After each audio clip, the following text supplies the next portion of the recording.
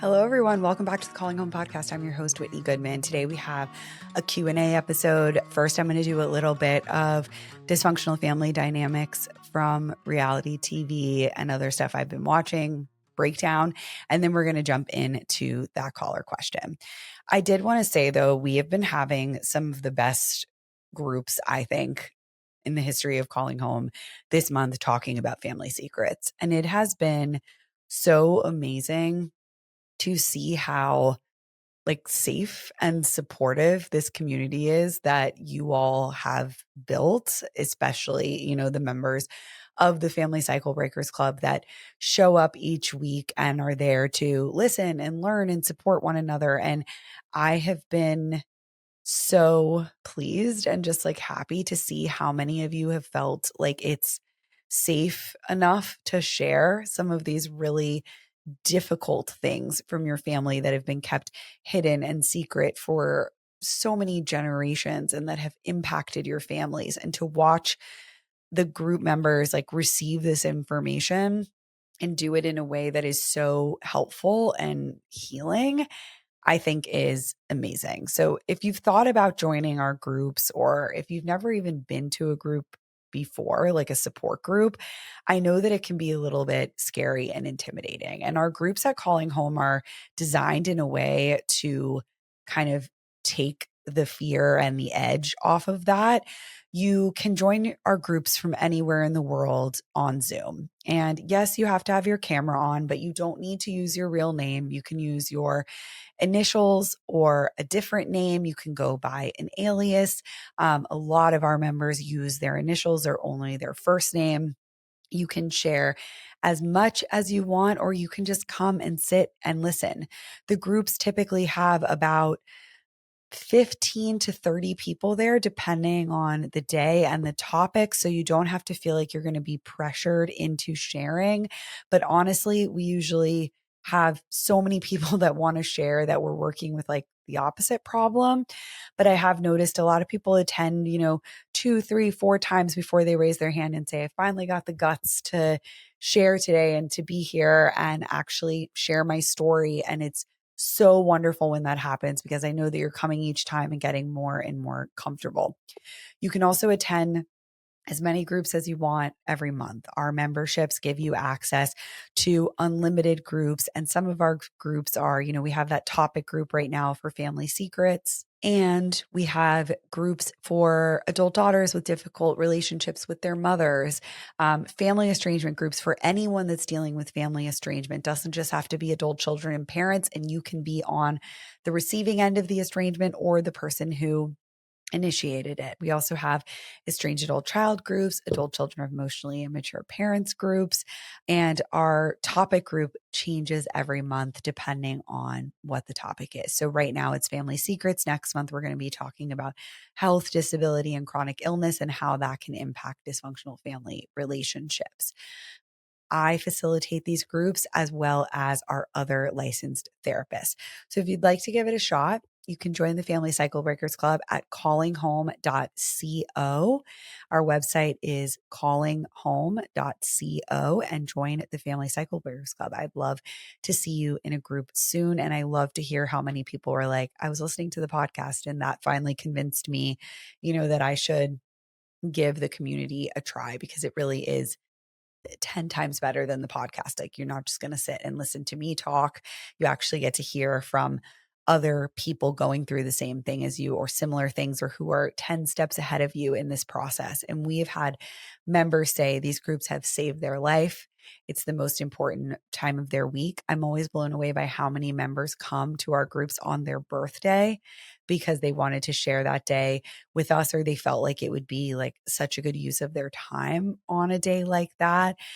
We have so many people that come around holidays and events in their life, and it's just incredible. So would love to see you there sometime soon. All right, some TV stuff I want to talk about. I have been watching The Real Housewives of Miami, and there are a lot of family dynamics happening on this season, a lot of adult family relationship dynamics. I have spoken about Kiki and her father in the past, and in this most recent episode, they go to a restaurant and they're eating together, and it's a very striking conversation between the two generations. Okay. You have this adult daughter who I believe she's in her 30s or something. I'm not sure. And her father, who is probably 50s or 60s. And they did not have a relationship for a very long time because he kicked her out of the home when she started modeling around age 15. And it's taken them a while to kind of reconcile. But her father is still very much repeating these old statements. And he says a lot of these stereotypical statements to her during this lunch of saying things like, I was trying my best. That's just our culture. It's in the past. Why don't we move on? Why do we keep talking about this? And you can tell that his daughter just keeps bringing this up in so many different ways to just get him to say, like, I get why that was hard. I get why that was hurtful to you. I understand why it was so terrible when I had this new woman living in the house with us and she didn't want you there and she kicked you out and I didn't defend you or say, no, that's not okay. And I prioritized my relationship over my daughter. You know, there's so many things he could have said, but instead he sort of goes like, but look at you now. Look at all these cameras you have on you. And he gestures, you know, to the crew that's filming and sort of implying or taking credit for the fact that the things that she had been through in their family and in her life were the very things that produced all this success in her life, which we all know is not an accurate, conclusion to make. But sometimes that is something that we tell ourselves and we try to use as like a comforting tactic to say, like, it's a good that I went through all of these horrible things in my life because it got me here.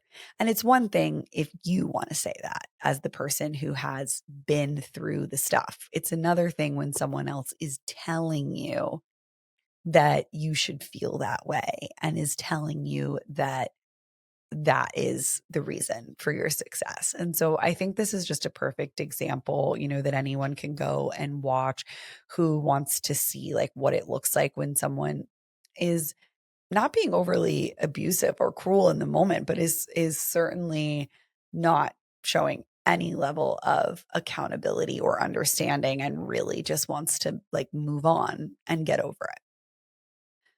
There's another dynamic happening on the show where there is a couple, there are two women that are married, and one of the women has two adult daughters and from a previous marriage.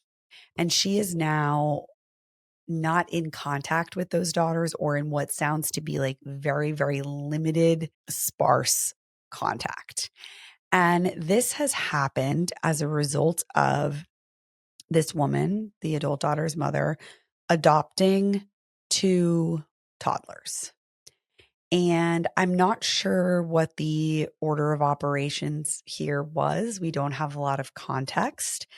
But I'm getting the sense that there wasn't a lot of consulting of the adult daughters when this happened. And it was sort of just dumped on them that now their mother was going to be the parent of these two young toddlers who I do not believe have any access or relationship with their biological family at this time. And it's likely, a very difficult situation where you have these two young kids who are experiencing some trauma at this time. They're in a new home with new parents. And while it's a wonderful thing that they are being adopted, it's also a difficult process, that everyone has to be involved in. And these two women are older. They have one of them has adult kids that are in their, mid 20s, and they are really starting over completely in this parenting journey. And this is not to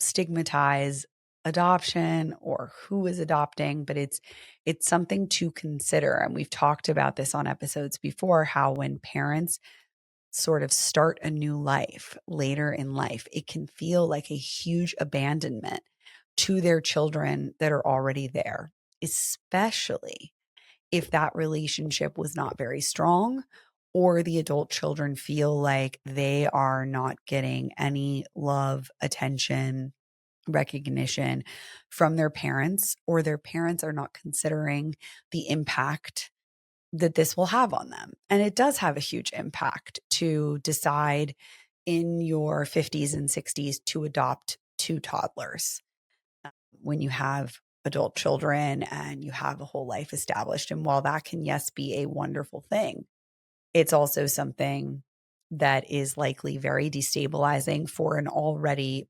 potentially fragile family situation, because there has previously been divorce, remarriage, identity shifts. There's a lot that these adult children have been through in the family. And you can see in the show, how they're really displaying how difficult this is for everyone involved. And we don't hear from the adult children. We're really only seeing this mother's perspective. And it's very sad and overwhelming for her. And I think that she's very much caught between almost like these two lives. And I can understand from the adult daughter's perspective why this is a really big change and transition, and why there might be a little bit of resentment or even just growing pains. And so these are moments when I think permanent estrangement can happen if they are not handled correctly. If everyone involved doesn't try to understand each other's perspectives, really try to be compassionate and kind and be a good listener and think about why might even this really honorable, kind thing to do for these kids also be very, very difficult for my other children. And I think we can sometimes be very quick to be like, oh, that's selfish. They're doing this great thing for these kids. Why can't the older kids see that? But this is also their parent. And it could be, triggering some old wounds that we don't know about. And there's a lot of context missing of all the decades that came before this decision, right? This doesn't exist in a vacuum. And maybe how this decision was handled wasn't perfect. So just a really unique life event that can happen in a family, when someone gets remarried, has more children, has a younger family after their kids are grown, typically like an older male marrying a younger woman who then has children.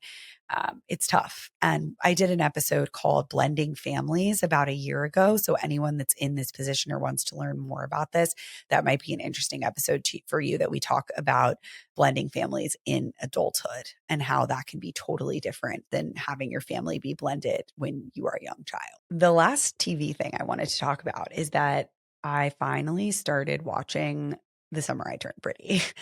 I didn't like it at first. I resisted it. I have a lot of trouble when a show is like big in the cultural zeitgeist not being a part of it, because I think it's such a good opportunity to like connect with people and understand and talk about like different themes because of something that's resonating with a lot of people. So I was sick like for an entire 3 full days basically in bed, and I binged the entire show and caught up to where everyone is now, that I'm like ready for the finale that is going to come out on the 17th. So when you're listening to this episode on the 18th, the finale will have come out the day prior. But I was so fascinated by the relationship between Belly and her mother in season 3. And there's a lot of these moments where you see the friction between her and her daughter, particularly when Belly is deciding, like, I want to get married. And the mom doesn't want to go wedding dress shopping with her. And I think she's trying to get her daughter to change her mind by holding firm and having this stance. And I'm wondering like what you all thought of that. If you think that that's a good approach, if that's what you would have done as a parent. I found myself being like, what would I do?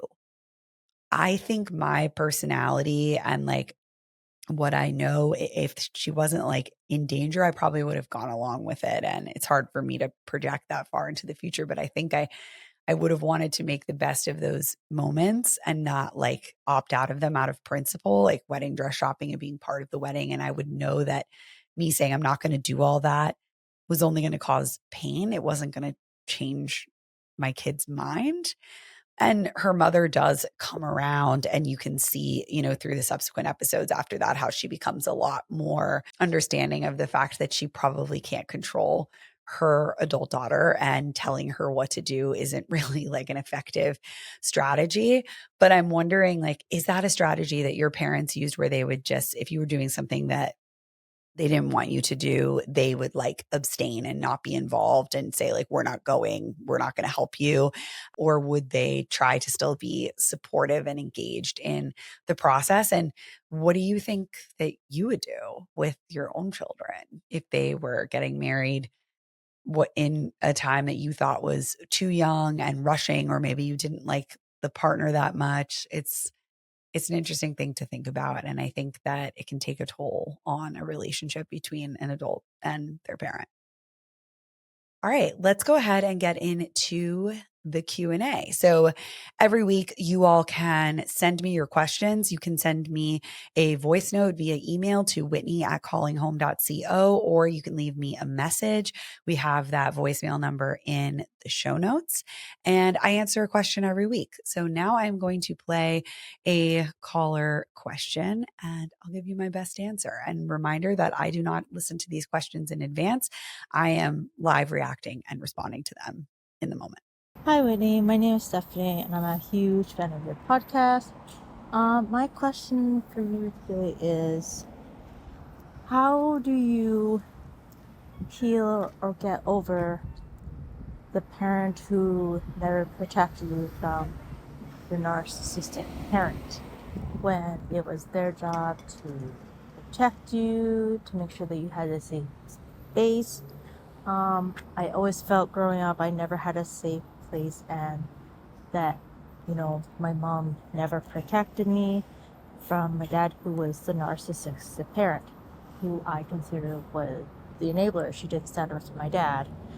I'm just wondering, how do I essentially heal from that? And basically just like, how do I let go? Because I find it's really hard for me to find the acceptance when this person doesn't really deserve my acceptance. Thank you.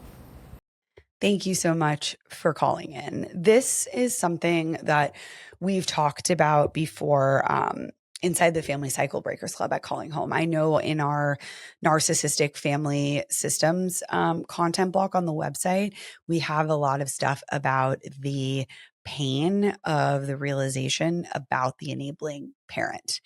And I think for a lot of you, including this caller, like, it's much easier to recognize and accept and name like the obvious abusive behavior, whether that's narcissistic or abusive, physically, emotionally, whatever it is. That is a lot easier to call out and say, I see what that is. I get it. There's a lot of stuff out there that makes me know what that is. My therapist is talking about it. There's books, whatever it is. But that enabling parent is a much harder thing to navigate, because a lot of the time that parent is your quote unquote good parent, especially in comparison.